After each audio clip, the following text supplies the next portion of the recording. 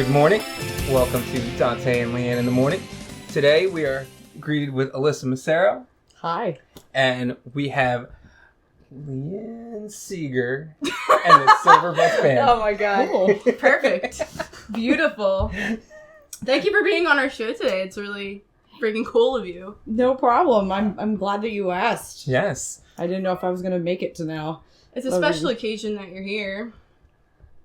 Is it? Yes, for a lot of reasons, but I understand you don't live in Philly. What are you doing here? I've been tattooing here because I used to live here and tattooed for a while, and then like everybody was like, "You better not ditch me." Oh, You know, like 'cause, like tattooing, like oftentimes like you'll have like some person that started something really awesome on you, and then they're like, "I'm gonna get out of here, bye," and then they like never come back, and you're like, "Oh, well, who do I go to now?" Mm-hmm. You know, you're like, "Who's?" When you walk to like a tattoo shop, you're like, "Can you finish this?" And the guy's like, No, I'm not going to finish somebody else's work. Exactly. Yeah. So, yeah, I kind of got like wrapped into making sure that like I was good. you didn't leave anybody hanging? Yeah, I didn't want to make anybody feel like they couldn't rely on me, I guess. And I was like, dude, I'll just come hang out, you know? Like I know, but moving from Philly to Oregon, that's a long way to go to have a tattoo finished. Yeah, well, I don't know. I think people have flown way farther. Oh, yeah. Like, yeah, I have no tattoos, so I'm not too in the know with the etiquette of that. I think that, like, okay, so I know people who have, there's like a guy, for instance, I forget this guy's name, but this is just an example. There's one guy who does like this most perfect anime tattoo. Oh shit. But he does it with like pastel anime. Have you ever seen that before? Where it's like crazy stuff, like just tons and tons of textures and all this, but it's all done in like pink, light blue, and like yellow, and it's like super saturated. So he uses like a specific color palette for like most of his work? Yeah, and I've never seen anybody do anything like that. So people will. Does he make his like, own inks or?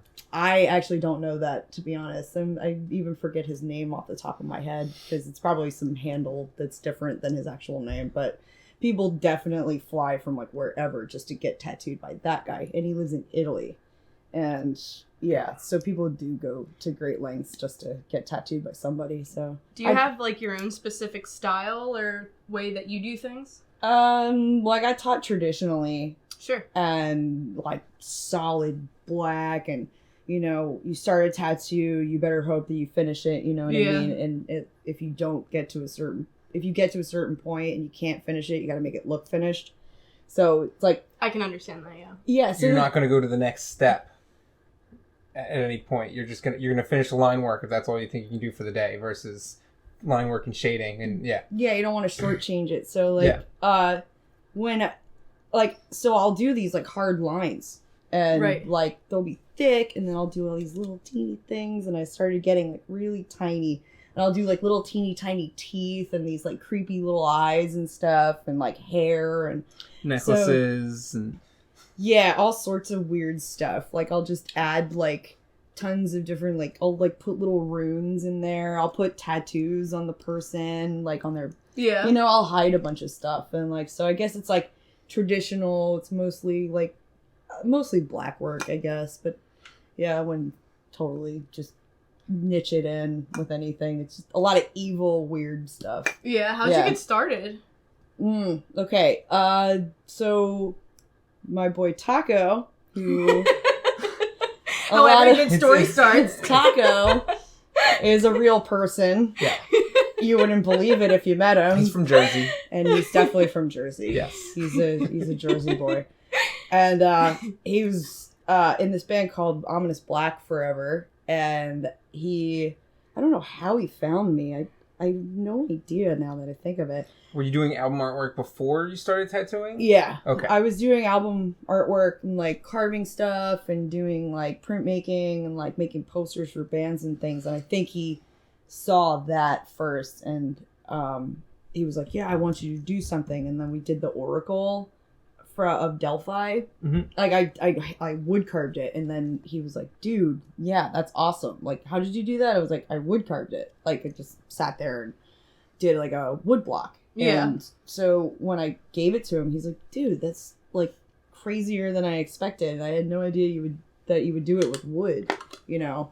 And then he started to like invite me to the shop, and he's like, yeah, I'll trade you for tattoos, because that's what he did with everything. Yeah. Everything was paid for by him tattooing you instead, like, you know. Yeah. Like, oh yeah, you got that sweet Model T, like, I'll tattoo you for it, you know, like $2,500 and blah, yeah. Cool. Yeah, he would do barter and trade and stuff, so that's how it started. He gave me a chaos symbol, and then he let me tattoo him, which was like, what? Yeah.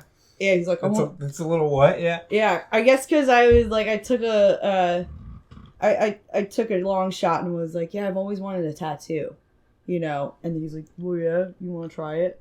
And he let me do an all-seeing eye on his leg, and I got to admit, dude, like the line work, even though it's like straight, it's all like sideways. So like, yo, it was your first one. Blown out. He knew what he was getting into.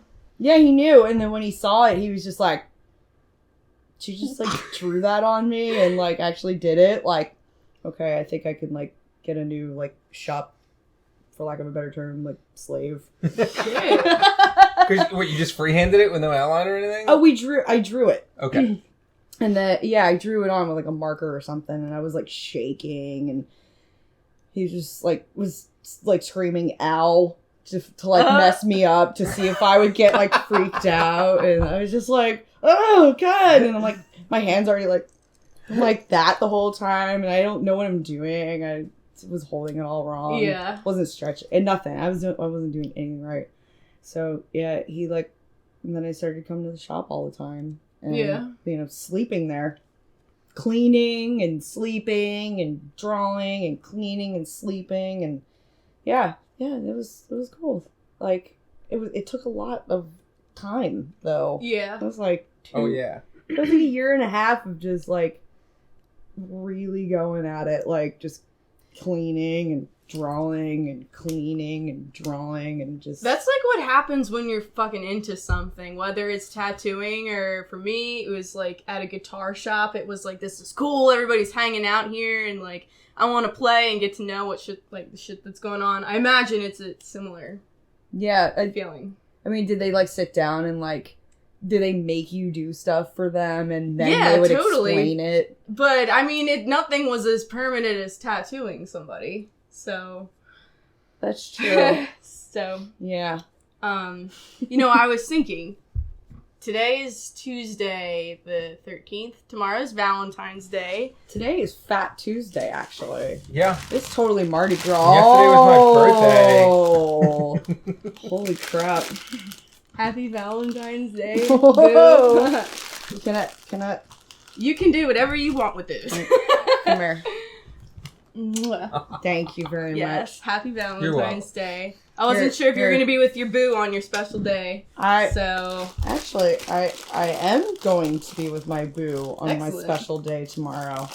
That was a miraculous thing. I didn't know I was actually going to make it up there in time. Awesome. So, yeah, I had no idea. I was just like, you know what? Let's try for the 14th. I'm not even that much of like a schmoozy type person, and I'm just like, I don't believe in convention, like, but whatever. I'm taking him out to dinner. That's what I'm doing. Are they playing up there?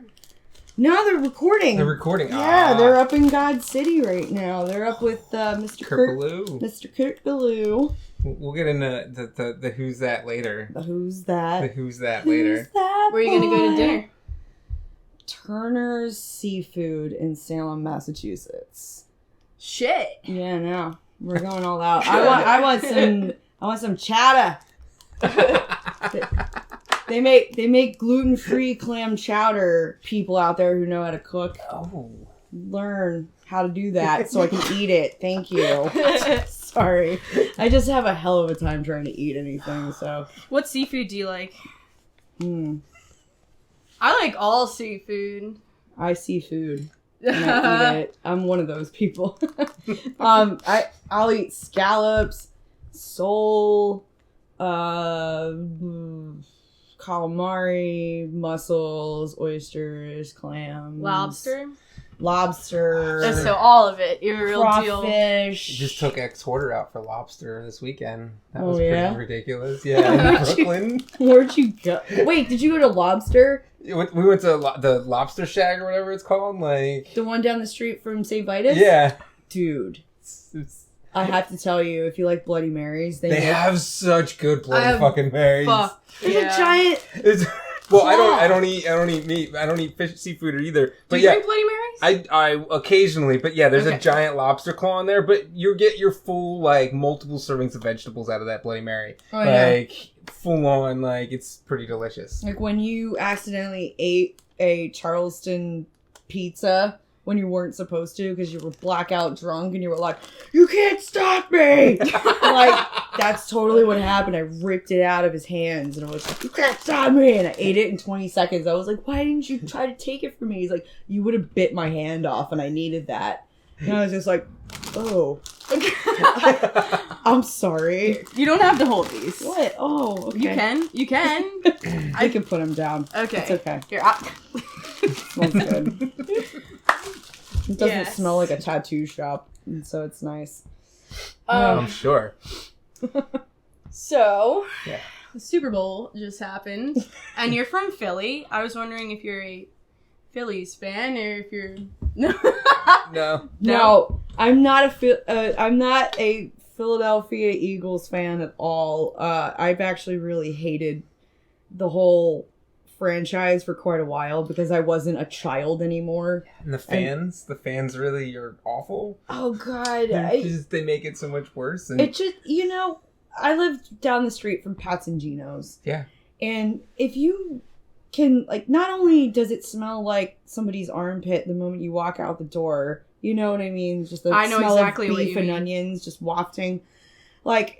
Then you understand, like, there's, like, these people who are drunk and disorderly, and they're mad if they see, like, a Phillies fan will start badgering somebody who is wearing a Mets, like, they're with their grandfather, who happens they're both wearing like Mets jerseys on, and they're all like, "Fuck you, go back to where the fuck came from, man." And I've seen it get nasty. To put a bad taste in my mouth with the whole. Well, I was having a conversation today, and I was like, "We're gonna have to go years before this ever goes away now.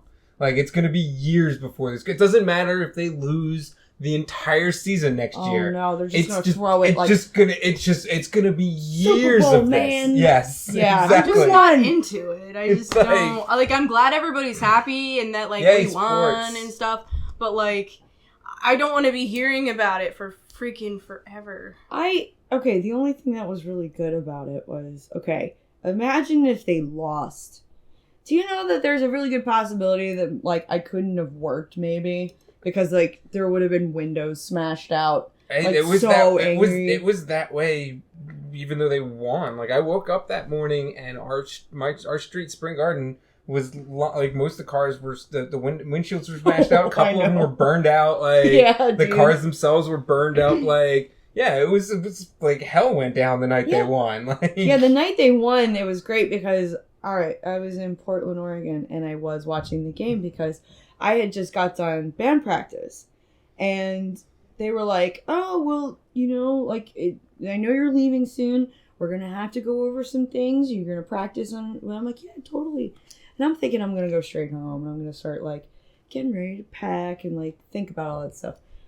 I made a beeline for the bar and I was like, I'm watching Philadelphia beat the shit out of Tom Brady because I hate that guy. Yes. And, like, if he wasn't such an asshole, it would have made it a lot easier for me to not root for the Eagles. Like, yeah, that's the thing. Like, I think nobody actually was a Philadelphia Eagles fan in Portland, Oregon. They don't even have their own football team. I think a lot of places were like that. Yeah. Everybody's watching it. And the only reason why they watched it is because they were like, could you watch the Super Bowl? Yeah. Like, they just hate Tom Brady. Something you're supposed to do is watch the Super Bowl, apparently. Yeah. I don't know. It's just ingrained in my head that, if you can watch somebody you don't like be annihilated by the city that you once came from, which you never thought would ever win anything, you're like, ooh, maybe this will be good. Yeah. And then all of a sudden they pulled they pulled something that I had never seen before in football in my entire life, which is the quarterback throwing to, I don't know who it was, but then that guy takes it, doesn't run it because that's what he could have done. He stayed behind the line of scrimmage so he could the fullback could still pass it forward to the quarterback. Yeah, and I had never seen anything like that before because I'd been watching. It's a trick play, but I couldn't even believe they pulled it off, and it did something. Well, the Patriots tried the exact same play a little bit before and messed up. Mm-hmm. So yep, and then here you go. I surprisingly know more about sports than I should, but I used to play them, so... Yeah. I'm into watching the underdog completely fucking take over. Yeah, but they weren't technically the underdog, but they did actually they were, really well. Maybe, but I don't know. I like that beyond sports, you know, like with music or like whatever your craft is I like it when you turn the odds. I agree. Yeah, you know, it's cool. I gotta say, though, for me not being an Eagles fan... I was in Oregon where nobody cares about who actually won. They were like, oh, darn. Tom Brady didn't get beat. Oh, darn.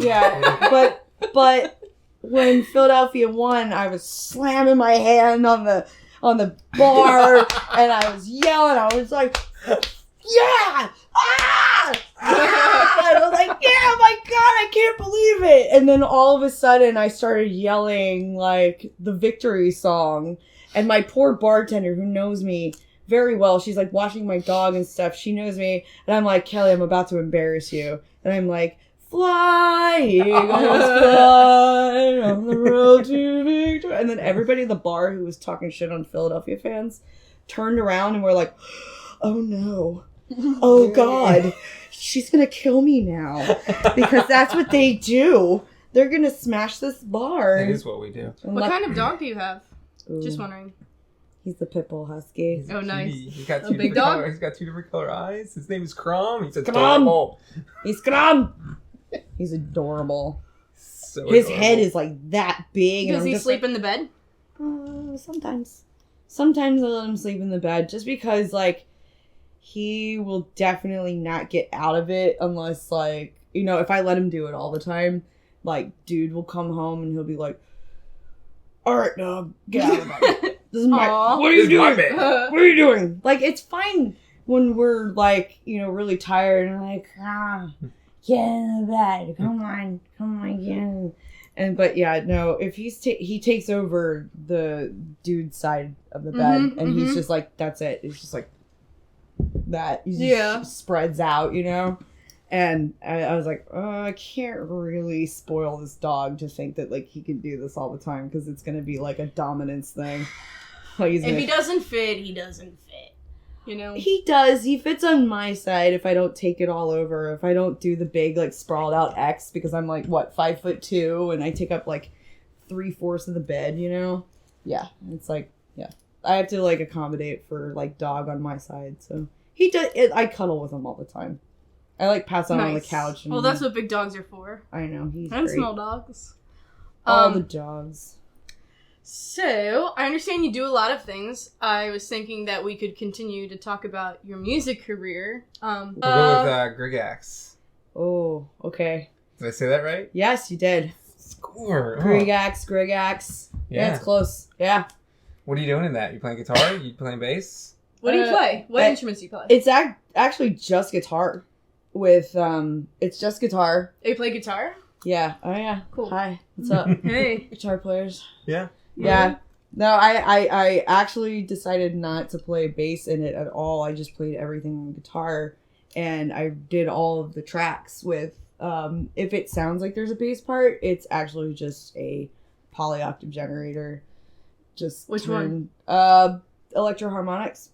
It's just like the single button one. Is it the Pog, the micro Pog? Yeah, not the mic. Is that the micro? It's not. It's the not. Pog has 2. I think the micro Pog has 1 with 3 switches. It's this one. It's not that one. It's this one. It has the dry and the I think that's the micro Pog. Is it red? Yeah. Okay. No, it doesn't have all like the weird. Regardless. Like, yeah, so it's really awesome to be able to like modulate everything based on like. Okay, I want it to sound like this now, and I'll just like adjust it, and I'll hit that, and then like, all right, here's the bass part.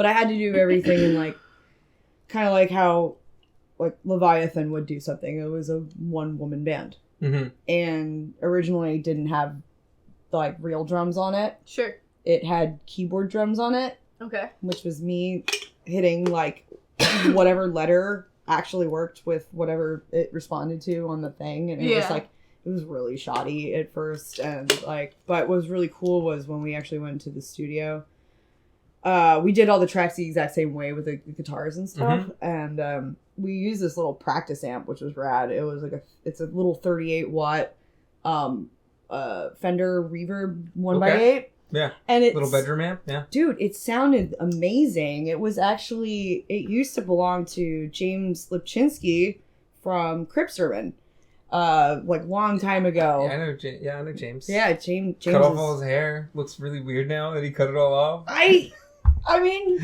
it's funny because he has an identical twin brother. Mm-hmm. And he's actually really talented too. The both of them are crazy. His brother. I don't know his brother. Yeah. A lot of people do not know his brother, but I forget what his band is called, but it's really awesome. So it's more of like that indie sounding thing, but it's really like next level as far as I'm concerned. It's really like. But anyway, back to all of that. But yeah, that little 1x8 was just used on like some black metal tracks that he did from earlier projects. See that, have that right like for like the right with that little reverb tank on it was just enough, and like I added more reverb on it because I wanted it to sound really. The treble on that's gonna whine. It's gonna have a nice like higher pitch to it, like, and it's really good for tremolo too. Like. I hooked up an HM2 pedal to it. It's the best pedal in the world. I love that thing. The only pedal I would ever use on a bass. Questionable. Like, well, Swedish death metal. Totally. Yeah. So what are you guys doing this year? Grigax? Jeez. I've actually been trying to figure out how to get it so that like multiple people can work with it. But I'm one of those people that is like, I don't want to be like that. What do you mean multiple people can work with it? Like, because the recording, she's recording everything, and she doesn't really know. Yeah. Aside from Lewis, who did the engineering and like recorded it, he actually did the drums on it and like live drums, so it sounds incredibly awesome. Like I really love what he did, but it's one of those things where you have to translate it. Like how would Leviathan be able to pull that off live? Would you be able to do it as a 2-piece, just a drummer and a guitarist, and maybe a mix and like a looper? Yeah, the looper is the tough part because it's one of those things that when if you're even like that much off your drummer will like it's a good idea, but like live it's extremely hard to make it. That's why it's so much appreciation goes out for people who do it right live, who can do the looper live. Like I think it takes a lot of practice. It really does. Because like even a fraction of a second off, like you can't stop it, you can't re-record it. But it fucking blows. But only you know that. Maybe not the audience doesn't. Oh no, you can tell. Holy shit, you can tell. Yeah. No, I've been practicing it a lot, and I actually upgraded from. I was originally doing it on a flashback, a TC Electronic flashback, which it was a delay pedal, and that does multiple things. Yeah, and I had no idea it had a looper on it, and that was like how many years ago? 2015, I bought it, and I was like, oh my god, there's a looper, and that's how Grigax even like started doing that because I was like, well, the looper opens a lot of doors. Oh, it's great. Yeah, it does write entire songs and. And not have to rely on extra people to not cancel on you. Yeah. Reliability. Yeah. If I could like make like the band that I'm in has 3 people and it's a power trio. It's awesome for that reason, but the less people that you have to rely on to have a project work, the fucking better. So like a 3-piece imagine having a project with like 12 people trying to make that work.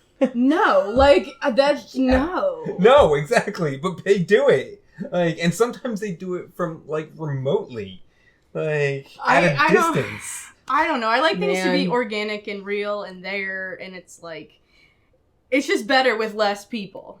So I think that's a really cool idea to do. Yeah, I think that the only thing I would really want is like a drummer, me, and either a keyboard player with like one of those organ foot pedal things, if we can tune it to like C sharp, Iomi tuning. Is that what tuning do you normally play in? Iomi tuning. Yeah, C-sharp. The sword uses one of those. Yeah, no, they're great. I mean, you They could use control one of that those. from your feet. Yeah. It's great. I mean, if I grabbed one of those and, had a keyboard player or something. Yeah, the bass player has the organ foot pedals, yeah. Mm-hmm. Yeah, I mean, I definitely would have a lot to do. I'm going to like, here's this loop, and then, here, I'm going to play that now. Do you use a lot of pedals? No, it's pretty good, like, with it's a tuner. Thank God I bought that once. And then I played without a tuner for a really long time, and everybody used to get really mad at me because I tuned in front of people. Was that when you were in Point Breeze? Mm-hmm. That was a punk rock band, dude. I know, you don't need That's to what be you do. tuned, right? I'm like, dude, I'm tuning to you, and he's like, really? Just use my tuner. I'm like, no, and I'm like live. I'm like arguing with him about it. Yeah, no, those days are over.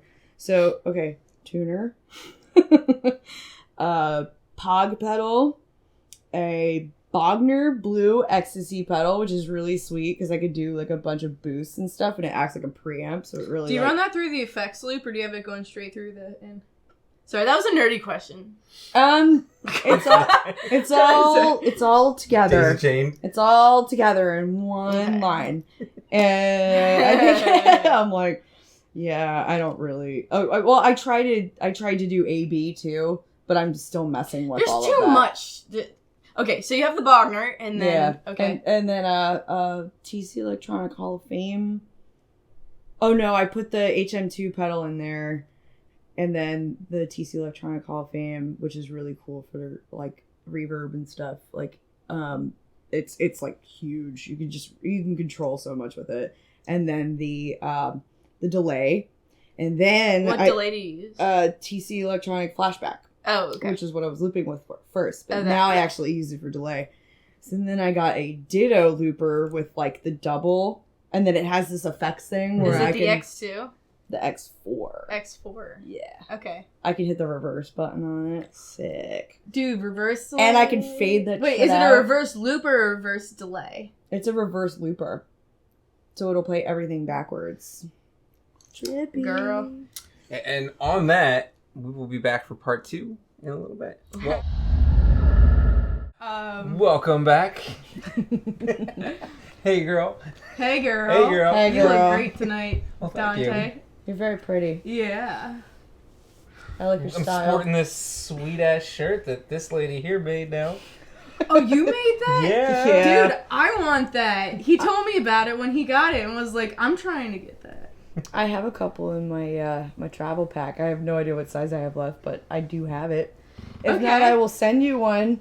What is it? Black Craft Superstar? Or Black Colt Superstar? Or Black Colt. Oh no. My God, why do I not know my own thing? Black Acid Super Colt. Black Acid Super Colt. It's actually supposed to be my garage rock band that I was gonna totally just... Yeah, that's what it originally was supposed to be, but eventually it'll be that because, you make enough merch before you have a really cool band and then everybody will like your band. Yeah. Right? I'm doing the opposite. I'm trying to have you have all the merch out there first, yeah. Do you make the designs or do you screen print or what do you do? Oh, I made the design and then I actually went through a company local to Portland that a friend of mine was working for, and she actually branched off into her own company. Mm-hmm. Was that Alyssa Herman? Yes, the photographer. Yeah, I'm good friends with Alyssa. She's great. Alyssa and Guy are great. I know. Guy is actually doing a whole bunch of mods to our bitchin' 1978 El Camino. Sweet. Yeah, he's a fucking super gearhead, so he knows all that shit. No, it's awesome. They have a really cool fabrication shop out there. They actually live not very far from it. So they can kind of be like, yeah, I guess I'm going to go work on some stuff. And they just go right across the street. And I was just... That's tight. Yeah, it's awesome. It's really cool. Does he still work for Hovercraft? Hovercraft Amps? I don't think that they do that anymore. Yeah, no. okay. I wasn't sure if he did or not. No, I don't. But he was a big part of Hovercraft for a while. Mm-hmm. So. Yeah, totally. They were working on a ton of stuff. I think she even worked for them too. But that was when she was working at Cave Dog. Crave Dog. Originally Crave Dog.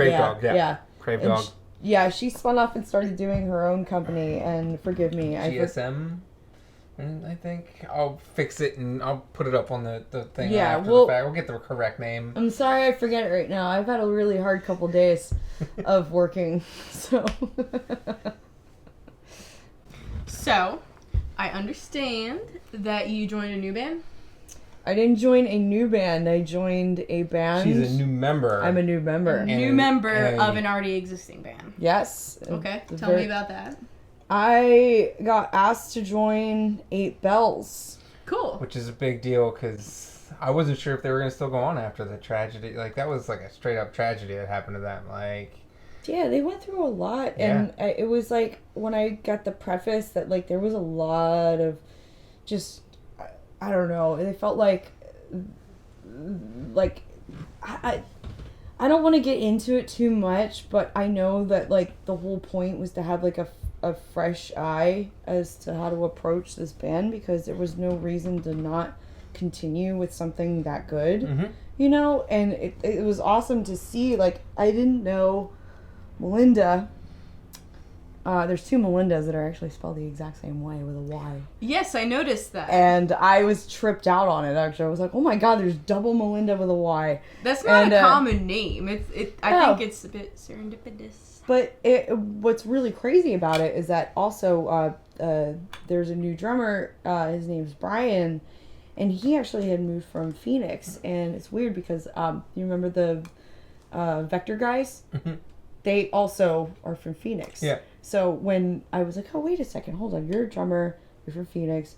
Do you know the Vector guys? Of course I do. Okay, cool, awesome. So now we know each other. They all moved up in Philly for a little bit. Mm-hmm. So yeah, so then we all started to like kind of like make these connections of like, oh, so you know them, cool, all right. He's like, yeah, I also played with that band Sagicacia, which was Evan and Fred's band forever, and they were amazing. And he's like, yeah, I played with this 2-piece from Philly, and I was like, was it Sagicacia? He's like, yeah, it was actually. And I was like, and then we all, okay, so here we are. That's the band you went on tour with, right? That is the band I toured with as well, yeah. Yeah. So I did a couple tours with them, yeah. Yeah, and then Melinda, who plays keyboards, she was also a new member to this. She, I was originally living in Portland, Maine, and she's friends with all the guys that were in Ocean. Oh, which wow. all the people that I know, and I'm like, oh my god, dude, like, they played my basement forever ago. Like, it was like their last, like, live show that they played on the road, like, until they, like, retired and started doing their other bands. One of them, Sylvia, and I'm sorry, Candy, I don't remember your other band's name, I'm sorry, but it's awesome. I know it's awesome.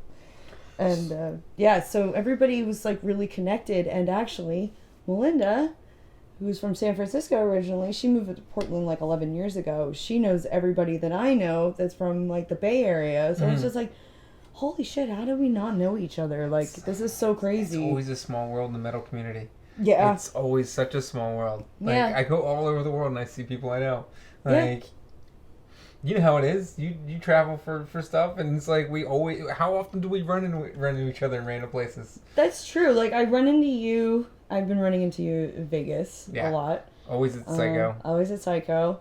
I run into my friend Chris Johnson, who's been working with Chelsea Wolfe doing like a sound, and he was doing COC and a couple other things. So I always run into him, and then like John Hopkins is always running around with like, the Melvins now. It's like, holy Melvin, shit. COC, like, yeah, he's... Melvin, COC, Exodus, Neurosis. Is he going to be part of the COC, the Melvin's tour with the dudes from Butthole Surfers that just got announced? Did you hear about that? Did you hear about that tour? No? I don't know why we didn't even talk about that, but I think he was just looking at the near future, which was Exodus, but... No. Yeah, the Melvins are touring with members of Butthole Surfers as the compliment for their band that they're recording the new album on. Oh my god.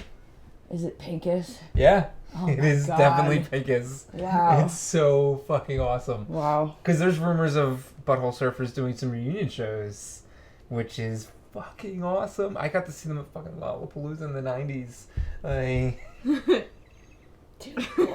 Butthole Surfers are so cool. Oh, and there's so many better songs than Pepper. Like, Pepper was like my... Oh, Pepper was like the one where... That's the one radio hit, but they had so many better songs than that. They're so deadpan, they're like... Oh, my... They didn't even care. They were like, wow, this is our hit, great. Yeah. Like everything else was like total crack, insanity, acid trip, like orgy shit, and I'm just like, oh, that one video that was a mock off of Texas Chainsaw Massacre, like. Wait, it wasn't Who the Hell's in My Bed? No. No, it's the one with the room and yeah, it's totally, yep. That song fucking rules. What do you play in 8 Bells? I play bass, which is what I used to play in bands that were my solo project. Yeah, I was a bass cadet forever. And that started with that. I was in a band called Point Breeze, and it was like kind of like a Discord, like kind of minor thready style band. Yeah. And so I gotta kind of like modulate a little bit, get more into that doom feel, you know, which is totally something I can do, and that's really fun to do with them. What instrument do you prefer to play? I don't really have one in particular. Like, I don't know, guitar's easier to write music on, but like, I like working with whatever is like necessary, you know. Like, oh, okay, you want me to work with that? Cool. Like, I'm decent at the bass. I know what I'm doing. I don't get too noodly, which is one of those things I hear that guitar players don't like a lot. No offense, guitar anybody. Players don't like bass players noodling. You mean like the one where they want to play all high up and it's just like and like trying to play the guitar parts all the time, when really there needs to be that like solid like understanding low between end. Like a dynamic between the two instruments. Yeah, you need to be like, you know, separate entities. You need to like harmonize. Sure. Yeah. Yeah, absolutely. Someone like the guitar is supposed to be like a harmony. And a bass is supposed to be the melody, and I'm not saying that that's a standard, but it's kind of like a good mode to start with, you know? Yeah. Yeah. So being the riffstress that you are... Oh, God. How many riffs has your hubby stolen from you now? Oh, shit. Yeah, it's official. It was one. Officially one. Just one. But that's still more than most people. Yeah. I don't know. Ask Tom G. Warrior. I don't know. They didn't steal it from Tom G. Warrior. They're just like, I love Tom G. Warrior. Like, you know, like fucking what is it? Like Bolt Thrower, Celtic Frost, Slayer. Yeah. Metallica, early Metallica, definitely. Like, definitely Exodus, because he loves Exodus. Yeah. And they're buds. They're good buds. I thought you said they're butts. They're butts. They're good butts. They are good butts. You may or may not know the answer to this question, but how much was Ex-Hoarder's Into the Void an influence on Sleep doing Into the Void? Because they're super similar in how they sound, like the way the covers are. You know what? That is a good question. I would have to... Well, I'm wondering, because Al's definitely way more into that whole, like, more, like, soulful bass stuff. Mm-hmm. And he really is all about, you know, Geezer Butler. You know, he's all about the Butler. Mm-hmm. But I don't think that... I think Al is on his own plane, so I think that's where he derived that from, is some weird place in the universe that no one knows about except but him. Because they were only a couple years apart, the recordings of those two. So yeah, I'm. That's a good question. I really don't have an answer for that because I'm not sure. But I thought I'd ask it anyway. Like, I guess like if they're a couple years apart, where's Ex-Hoarder from again? New Orleans. Ooh. Yeah. Ooh.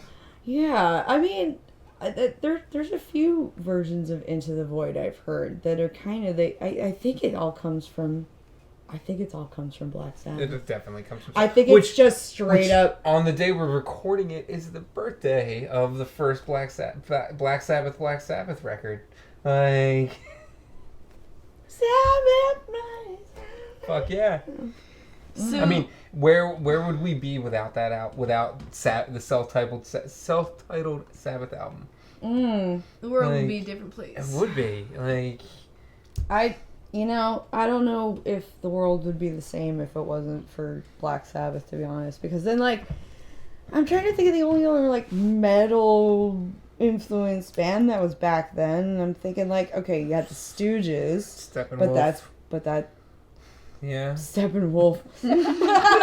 Fuck that! Where would we be without Foghat? No, I say Steppenwolf because they always get like the credit as being the actual first heavy metal band because they had Heavy Metal Thunder, like or whatever, in Heavy Metal Thunder in their one lyric. Yeah, but that doesn't really count as being the creation of heavy metal. But for some reason, they get the credit for it occasionally. I'm trying to think of who. Like, I really accredit it to like MC5, maybe, like more so. That's it. That's that like punk rock thing. Yeah, but it's Black Sabbath. It's Black Sabbath. Yeah, Black Sabbath went darker than everybody else. They did. They way darker. It's the C sharp. Yeah. They didn't do E. They did C sharp. I mean, like Jimmy Page. I bet Jimmy Page is like black magic. It's not like. Zeppelin was like heavy, but it's still not as heavy as Black Sabbath. Everybody knows Zeppelin had an issue with. I was gonna say, I think that the old bluesmen have way more to do because those guys were like, whoa. Even Lucifer's Friend before Zeppelin, even like Lucifer's Friend killed it. I think the early bluesmen really were responsible for metal, to be honest. Yeah. Because be here without the blues and the jazz. They were chopping off their girlfriends' heads and throwing it in like bayous and stuff and writing about it. You know what I mean? They were like chasing trains because they were like real downtrodden. That's some evil shit. Like that. I mean, that's where all the British people were absorbing all of those. Oh, at that time that was huge there. Like the blues music was everywhere there. Like it was. That's what influenced all of those bands. The pentatonic scale came from the blues, and like all that soulful, like crazy, like evil, like depth of like this is not what society would want, Sure. Jerry Lee Lewis was pretty metal.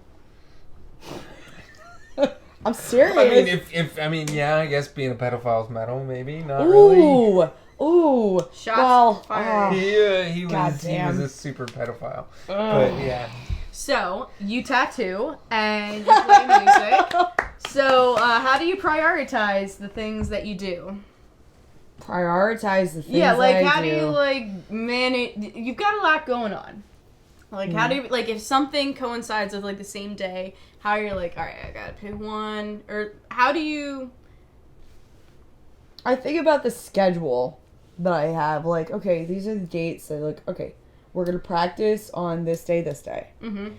And before that, I am going to plan out... Because, like, honestly, like, it has to depend on whether or not I'm preparing for, like, a brand new... Like, all right, well, we got to, like, really work on these riffs or whatever. So I'll prep for that kind of stuff. And, like, whatever's the most important in the moment is actually, like, what's going to take precedence. Like, this trip, I made sure that every day I was like, ooh, I got a good idea, and I like sketched it out. But then like as soon as that was done, I like moved on to the next thing, which was like, okay, I need to start working on these sets of songs, and oh wait, my dog rules, let's go hang out with Prom, because he's cool. And like, I can kind of meld it all together. I can work, because like sometimes I'll have a lot of time between what I need to do, so I can just prioritize in that way, where it's like, okay, well, this is the thing that's coming up sooner. I shouldn't procrastinate. If I feel it, it actually has more to do with like what I'm feeling at the moment, because I could just tackle everything, but it's all about trying to prioritize it in like time ways, I guess. Yeah. So this way it's fresh. I don't know. I mean, I was, like, looking at, like, before you came on, I was like, all right, these are the things that, like, she does. And I was like, fuck. Like, how would you make time for, like, all of that? I don't know. You just do. I don't know how I do it anymore. How do I make time for all the shit that I do? I work 2 full-time jobs and then still do everything else. Like, I guess you just make it work when it's important to you, and whatever's happening first or is a bigger thing, you just make time and squish everything around it. It's all like, I don't even think about what I have next week until next week hits, because that's when I have to worry about it. Like, totally. Yeah, I tried. This week is just editing, lots of editing. Like, I have so much editing from so many shoots this weekend. It was great. Yeah. So, I get to take the cat's out of the bag. I get to fucking photograph X-Horder for promo shots for the first time in 30 years. Like, vintage classic thrash metal band from the early 90s, late 80s. It's like, that's fucking on point. Like, I gotta make these guys look badass. Like, that's a lot of pressure. Yeah. Like, Dante. I mean, this was one of the first times I was super nervous for a photo shoot in a long time. What, today? Like, no, when I was shooting Exporter, because it's like, that was a big deal. Like, it's like, I gotta make these guys look really good. Did you do a good job or what? I had a lot of equipment malfunctions, but I made it work. Yeah, and it was fucking miserable and rainy. Like, I had all these locations scouted out, and none of them were usable because it was fucking shitty and rainy out. Like, but you figured out something. Oh yeah, we were just like, you know, it's like, you know what, fuck it, let's do cliche. Let's go down the subway platform. It's pouring out, like, that's dry there at least. Like, we can make that work. So we did some shots on the fucking subway. Blah blah blah. Have you ever tattooed a nipple? On a nipple or on a nipple? Some people you don't really think want to tattoo nipples. Some people think that, like, I'll be like somewhere right here, you know, away from it, you know, six inches away. Yeah, but you know what? There hurts That's so much more than here. Hold on, it's not like that. There's like that weird nerve thing where, like, I'll be tattooing somebody right here. And it's like, why does it feel like you're tattooing underneath my fingernail? Stop! And I'm like, dude, ew, that's horrible. But then the next thing would be, if I'm tattooing, I did it the other day.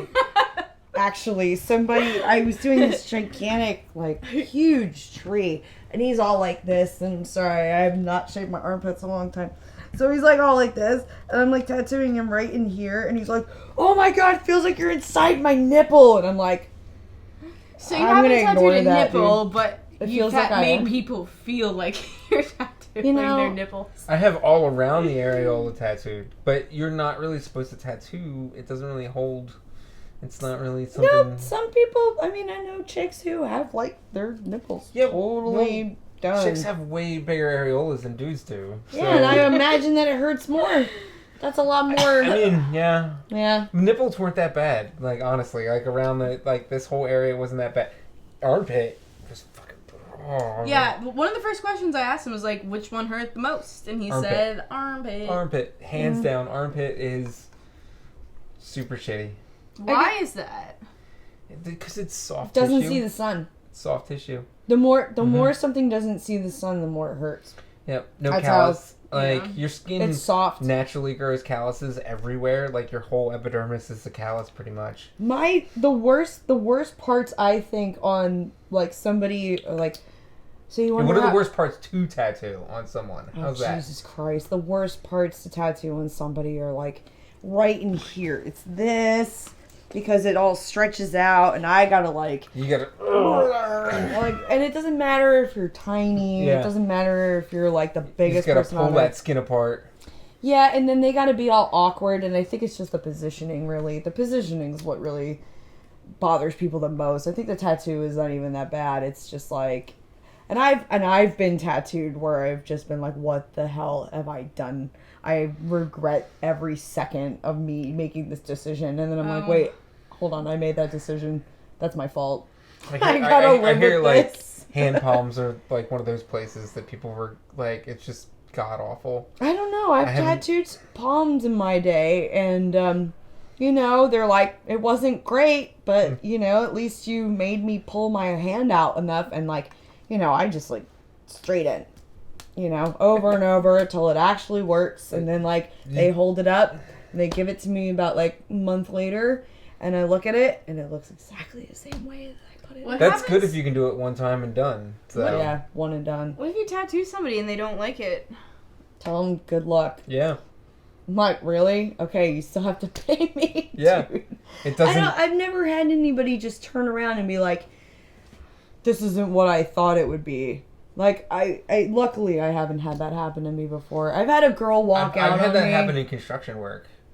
Oh yeah. I've completely done a bathroom and then completely finished. Homeowner walks in and it's like, I don't like it. I'm not gonna pay you. And you know what happens? Pull out the hammer and we bring it with us. They don't get to keep it when they're not gonna pay us. Oh shit! Well, you can't do that with somebody's skin. No, you can't do that with someone's skin, but you can do that with someone's bathroom when they don't want to pay you. Yeah, you after just smash all the tiles. You still did the work. They still deserve to pay you. They picked it all. It's their own fault. Yeah, that's true. But, like, you can't go back on fucking skin. You know? No. But you can go over it again. You can go over it depending eventually. on... I mean, the whole point is to go to somebody that doesn't suck. Yeah. And, like, or...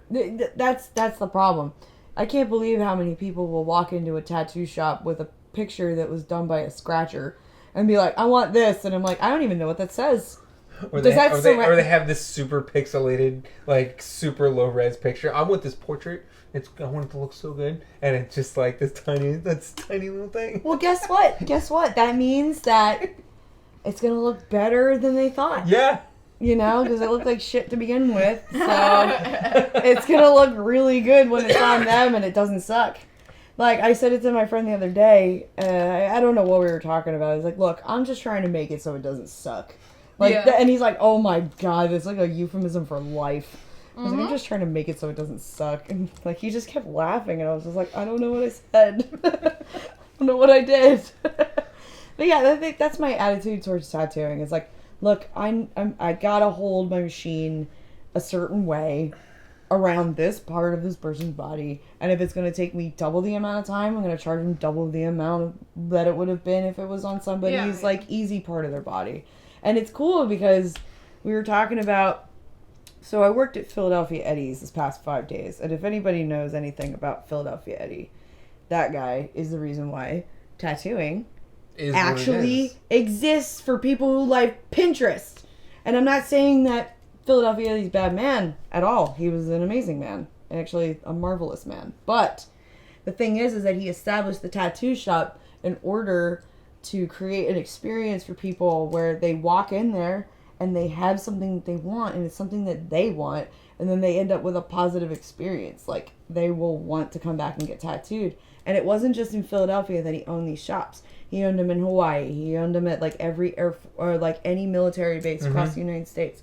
He made it so it was accessible. He made it so that all of his buds, like Sailor Jerry and Rollo, and I'm sure Burt Grimm was kind of one of those guys who like kind of did his own thing, but still, like any of those traveling tattooers or people who really like wanted to get out of where they were. I know a lot of them stayed in Hawaii because why the fuck would you leave? Hawaii's beautiful. But yeah, he made it so that like the industry was accessible, and that, I mean, I know Ed Hardy did that too. Mm-hmm. Especially when he started making those goddamn shirts that people paid way too much money for, and hats, and goddamn, way too much money. You were really cool, and then you fucked it up. I'm sorry. I'm not talking shit anymore. I really respect Ed Hardy for what he did. Well, we're gonna leave on the Ed Hardy note. It's Valentine's. No Ed Hardy shirts. No Ed Hardy shirts, everybody. It's Valentine's Day. Goodbye. She's gonna keep this. Bye. Just let you know, tattooers talk shit. Oh God. Stop and smell the roses, though. All right.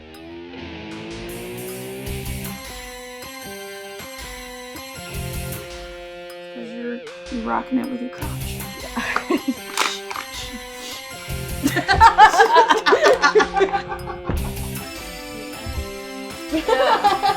Icky. Oh my God. Sorry, my ring is probably snapping.